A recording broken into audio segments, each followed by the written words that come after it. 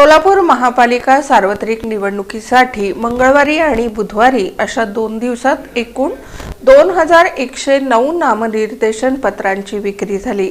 मात्र आतापर्यंत एकही उमेदवारी अर्ज दाखल झाला नाही। सोलापूर महापालिका निवडणुकीसाठी 23 ते 30 डिसेंबरपर्यंत उमेदवारी अर्ज घेणं आणि स्वीकृतीची मुदत आहे। बुधवारी दुसऱ्या दिवशी विविध निवडणूक निर्णय अधिकारी कार्यालयांसमोर अर्ज नेण्यासाठी मोठी गर्दी झाल्याचं दिसून आलं। भाजपचे माजी नगरसेवक प्रभाकर जामगुंडे, राष्ट्रवादी काँग्रेस अजित पवार गटाचे रुपेश भोसले यांच्यासह अनेक इच्छुक उमेदवारांनी नामनिर्देशन पत्र घेतलं होतं। मंगळवारी 23 डिसेंबर रोजी 1074 अर्ज तर बुधवारी 1035 अर्जांची विक्री झाली। 2 दिवसात एकूण 2109 अर्जांची विक्री झाली।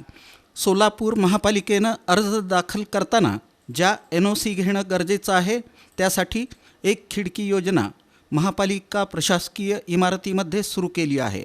या ठिकाणी 4 खिडक्यांची सोय करण्यात आली आहे। पालिकेत एक खिडकी कक्षावर झुंबड उडाली होती। दरम्यान या ठिकाणी महिलांचीही गर्दी दिसून आली।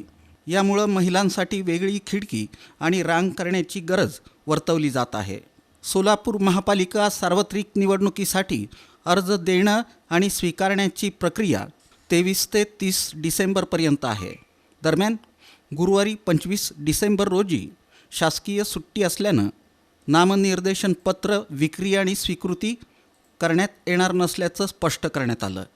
अर्जांची छाननी 31 डिसेंबर रोजी असून त्याच दिवशी वैध उमेदवारांची यादी प्रसिद्ध करण्यात येईल।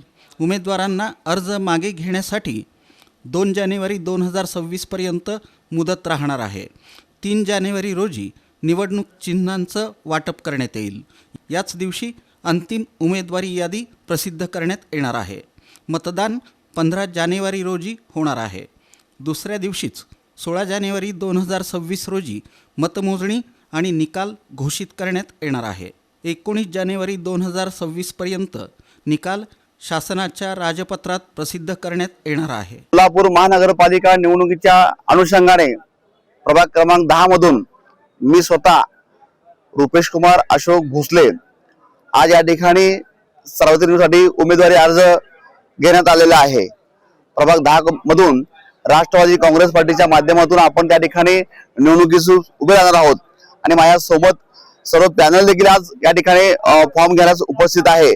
आज ते देखील फॉर्म घेतलेले आहेत आणि आम्ही पक्षाच्या आदेशानुसार आज या ठिकाणी फॉर्म घेऊन लवकरच आम्ही शुक्रवार किंवा शनिवारी उमेदवारी अर्ज या ठिकाणी भरणार आहोत। त्यामधील अनेक समस्यांनी गाजलेला हा प्रभाग आहे। आपण गेल्या 10 वर्षापासून या प्रभागात प्रामाणिकपणे काम करत आलो आणि या कामाच्या जोरावरच आपण जनतेपर्यंत जाणार आहोत आणि जनतेला त्या कामाच्या जोरावरच आपण या ठिकाणी मत मागणार आहोत।